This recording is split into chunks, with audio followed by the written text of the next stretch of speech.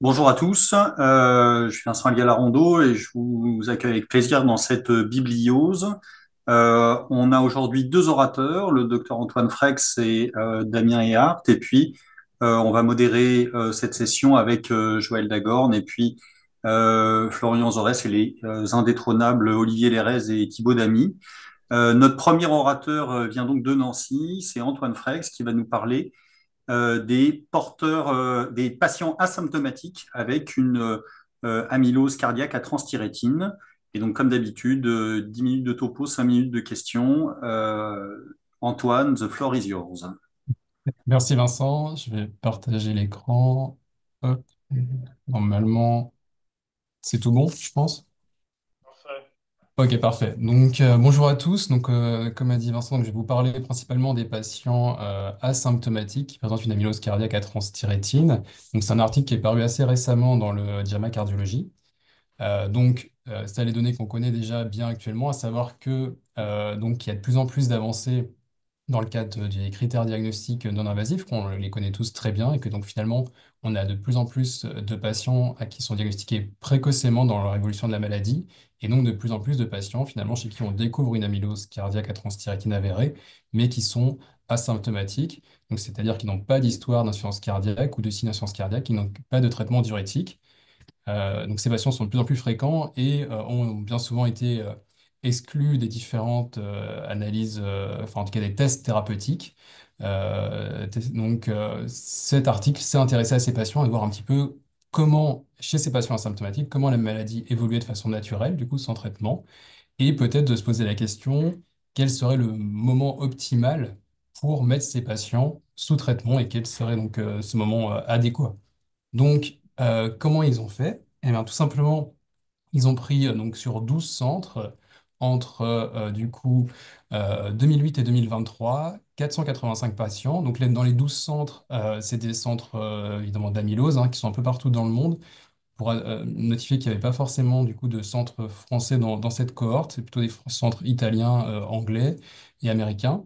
Donc en critères primaires, donc c'était les causes de décès cardiovasculaires. Et enfin, les critères secondaires étaient l'insuffisance cardiaque, autres causes d'hospitalisation cardiovasculaire, et enfin, critères composites, donc de mortalité cardiovasculaire et d'hospitalisation pour insuffisance cardiaque. Un point que je trouvais intéressant, c'est donc leur définition pour eux de la progression, parce qu'on parle de patients qui sont asymptomatiques. Donc, comment ces patients devenaient symptomatiques sur le plan de l'insuffisance cardiaque? Eh bien, tout simplement, ils étaient donc tous NYHA 1. Donc, c'était le fait qu'ils passent à un stade au moins 2 de la classe NYHA, et avec un besoin de traitement par diurétique. Pour le taux de NT-proBNP, on a le cutoff qui est déjà décrit dans les guidelines, entre guillemets, de 30%, ou en valeur absolue, c'était 700 nanogrammes par litre. Donc cette population est la suivante. Vous verrez donc, je reviens sur la diapo d'avant pour un petit détail qui a son importance, parce qu'on en parlera après. Pour les différents grades donc, de périgynie, c'était 1, 2 ou 3, qui étaient pris comme étant des patients qui étaient comme positifs pour l'amylose cardiaque à transthyrétine.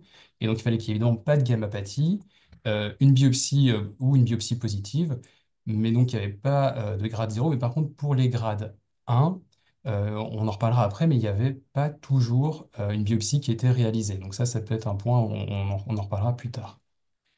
Donc la population, donc ils ont séparé finalement cette population en deux, à savoir les pérogénies grade 1 et enfin les pérogénies grade 2 ou 3. Ils les ont comparés en considérant que donc les pérogénies grade 2 ou 3 étaient des patients probablement plus avancés dans leur histoire de la maladie. On pourra notifier donc en termes de sexe ratio, évidemment, il y a plus souvent des hommes, ce qu'on se connaît déjà bien, mais que finalement, dans les périgynies grade 1, il y a quand même un peu plus de femmes. Donc aussi peut-être pour ça qu'on a plus de mal à les diagnostiquer complètement. À savoir aussi qu'il y a évidemment plus d'amylose dans les grades 1 qui sont héréditaires. Enfin, c'est quelque chose qui est bien écrit, sans qu'on sait que certaines mutations peuvent un peu fausser le grade de périgénie et faire que d'avoir des faux négatifs, oui, des faux négatifs de la scintigraphie. Pour ce qui était des stades 2 et 3, des données que je trouvais intéressantes, on va dire, c'était qu'en effet, on voit que la maladie est plus évoluée et on peut le notifier notamment par cette fibrillation atriale qui est plus importante dans cette population donc plus avancée. Et en facteur confondant, en tout cas, il y a plus d'hypertension artérielle. Il n'y a pas forcément un lien direct avec la pathologie, mais peut-être une population qui est là aussi un peu plus âgée et donc un peu plus comorbide. En termes de classe NYHA, etc., donc évidemment, ils étaient tous classe 1.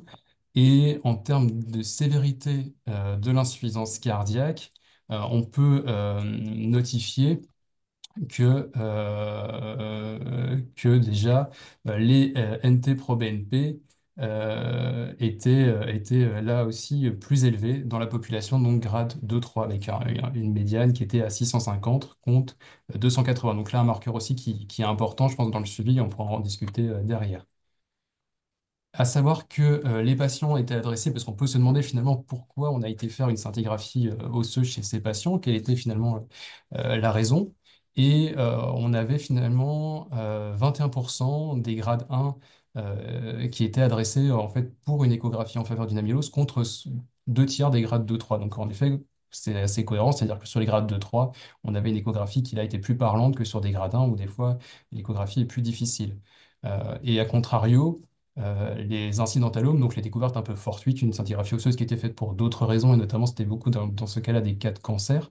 Dans les grades 1, en fait, on a 53% de découvertes fortuites sur une scintigraphie qui avait été demandée pour autre chose, et on a trouvé une fixation cardiaque contre seulement un quart des grades 2-3. Et enfin, il y a les bilans de neuropathie amyloïde familiale, et donc là, on a 5% des grades 1 qui étaient dans le cadre d'un bilan de neuropathie amyloïde familiale contre 2,5% dans les grades 2-3. Hop, bien. Voilà.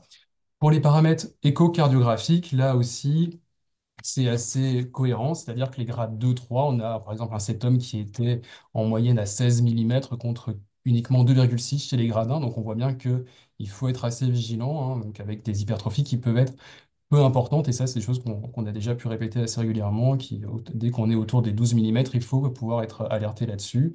Une FEVG qui était bien souvent quand même conservée, évidemment, on est sur des stades précoces, mais vous voyez que sur les grades 2-3, on avait quand même 18% des patients qui avaient une FEVG de moins de 50%, et un point même qui était assez étonnant, vous avez quand même aussi dans les grades 1, 3% des patients qui avaient moins de 40% d'FEVG. Donc c'est quand même bon, assez discordant, on va dire. C'est un stade pyrogénie assez peu avancé avec une FEVG qui là est aussi altérée.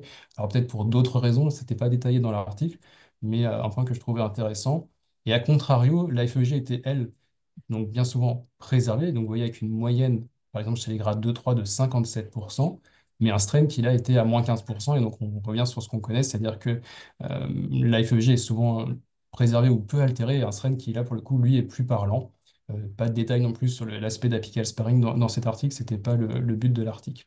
En termes de traitement, on peut notifier que les bêta-bloquants étaient là aussi bien souvent maintenus, ou en tout cas les patients avaient encore pas mal de bêta-bloquants. On avait un tiers pratiquement des patients grade 2-3 qui étaient sous traitement bêta-bloquant.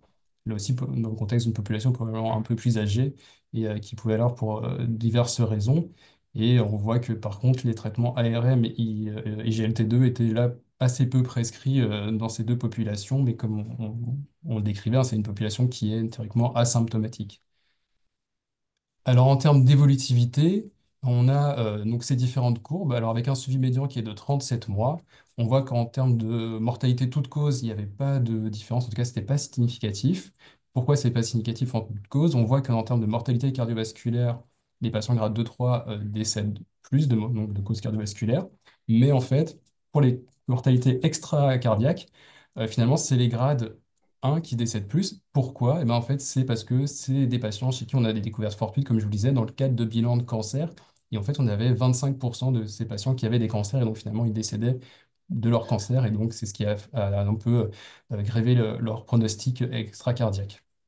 Enfin, pour ce qui est des hospitalisations, enfin, c'est pour insuffisance cardiaque, là, on reste cohérent, c'est-à-dire qu'il y a plus d'hospitalisations chez les patients grade 2-3, c'est assez logique. Donc, quelles sont les limitations de cet article, à mon sens? Bon, évidemment, c'est des patients qui étaient dans le centre tertiaire, référés pour, du coup, amylose cardiaque. On se base finalement pour différencier les deux populations sur un score qui est visuel, le score de Pyrogénie, qui a, on sait, ses défauts, notamment Je pense qu'on arrive tous à différencier un grade 0 d'un grade 3, il n'y a pas trop de problème, mais c'est vrai qu'entre un grade 1 et un grade 2, des fois, ça peut être un petit peu douteux, et donc de baser là-dessus uniquement la différenciation de la population, ça peut poser problème. Comme je vous disais, dans les grades 1, on n'a que 27% des patients qui ont une histologie qui démontrait bien qu'il y avait des dépôts d'amylose. Donc ça, c'est pareil, quand même une limitation qui a son importance. Et enfin, les traceurs, évidemment, ont été faits dans différents centres avec des traceurs qui, eux, étaient aussi donc différents. Et donc, bah, pareil, la comparaison finalement du grade 1 en fonction des traceurs, bon, théoriquement, c'est supposé être sensiblement la même chose, mais ça peut poser des limites. On sait que certains traceurs vont plus ou moins fixer selon les patients, selon la pathologie. On n'avait pas le taux de troponine, on n'avait que le taux de NT-proBNP qui aurait pu avoir un intérêt pour marquer aussi l'évolutivité de la pathologie.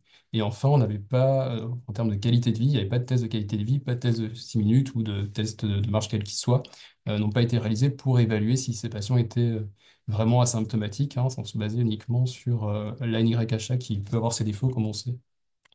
Donc en conclusion, qu'est-ce qu'on peut dire de cet article? On a quand même l'impression que chez ces patients, dans cette population donc asymptomatique, le fait d'avoir un score de pérogénie 2 à 3 était quand même un certain tournant dans la pathologie. En tout cas, il montre une évolutivité avec un risque cardiaque plus important. Des patients qui ont une maladie qui semble plus évoluer sur l'échocardiographie, sur les biomarqueurs, et donc plus de risque d'insuffisance cardiaque, de nécessité de diurétique et d'hospitalisation pour toute cause cardiovasculaire. On a globalement 5 fois plus de risque de décès cardiovasculaire quand on a un grade 2 ou 3 par rapport à un grade 1. Donc, pourrait possiblement se poser la question dans le suivi de ces patients asymptomatiques qui sont grade 1, peut-être qu'à partir du moment où ils passeraient en grade 2-3, ça pourrait être le bon moment pour débuter les traitements stabilisateurs ou autres. Et un petit point que je voulais juste souligner avant de terminer, on voit, comme je vous disais, que ces patients sont de plus en plus fréquents. Et dans cette étude, donc, on avait initialement entre 2008 et 2011, il n'y avait que 5% sur la totalité des patients diagnostiqués amylose, il n'y en avait que 5% qui étaient des patients qui étaient asymptomatiques. Et là, sur la dernière partie de l'étude, entre 2020 et 2023, on était presque à 50%. Il y avait 49% des patients qui étaient asymptomatiques. Donc on voit que c'est en effet une population qui va nous intéresser de plus en plus. Je vous remercie. Merci beaucoup. Merci pour le topo. On a quelques minutes pour les questions. Je me fais le relais de quelques questions du chat, hein. Il y avait des questions sur la fréquence de ces patients-là et je pense que c'est important de bien redétailler les filières de recrutement qu'il y a pour ces patients asymptomatiques. Donc, si j'ai bien compris, tu nous as dit il y a les héréditaires qui sont en bilan présymptomatique, il y a les patients sur lesquels il y a eu un incidentalome soit d'imagerie, soit d'histologie. Mm. Et puis, il y a les patients qui arrivent par des filières cardiologiques où on fait un bilan d'imagerie, en fait, complémentaire suite à une suspicion sur l'électro et l'écho. Oui, c'est ça, tout à fait. Il y a plusieurs filiales d'adressage. Et ça peut être tous ces filiales différents. Aussi à savoir, puisque j'avais notifié, mais je l'ai pas précisé à l'oral, qu'il y a quand même, durant ce suivi, il y a 175 patients, donc ce qui représente quand même 26% de la population, qui ont été inclus dans une étude interventionnelle au final, et qui ont été exclus du coup de l'analyse. Parce que le but était de voir l'évolution naturelle de la maladie sans traitement. Donc ils ont été mis soit sous tafamidis, soit sous pâtissière en fonction des différentes. Et donc c'est quand même, voilà, il y a quand même 175 patients qui ont dû sortir de l'étude, ce qui aurait fait du coup un peu plus grossir le nombre de patients. Ensuite, il y avait une deuxième type de remarque sur le caractère, de la définition du caractère asymptomatique. Mhm. C'est-à-dire qu'on définissait comme étant asymptomatique des patients qui étaient en classe 1 de la NYHA et qui n'avaient pas de diurétique, c'est ça? Ouais, globalement c'était ça, oui. D'accord. Donc ça veut dire que il n'y avait pas de test fonctionnel, de choses comme ça qui auraient pu permettre de. Ce Non, qui non, expliquait une des remarques du chat, c'est-à-dire qu'il pouvait y avoir des patients qui rentraient dans l'étude alors qu'ils avaient des NT-proBNP qui étaient déjà franchement pathologiques, quoi. oui, voilà, c'est vrai que c'est une des limites. Il n'y a pas eu de. Et puis même le côté asymptomatique, on sait que c'est des patients qui des fois sont relativement âgés. Ça reste difficile de l'évaluer de façon verbale sur leur autonomie, qu'est-ce qu'ils font exactement. Donc pour moi, c'était une des limites. En effet, sur l'évolution, on aurait bien aimé voir peut-être au moins un test de marche de 6 minutes, savoir comment ils marchaient. Est-ce qu'il y a une vraie différentielle entre le grade 1 et le grade 2-3 à ce niveau-là?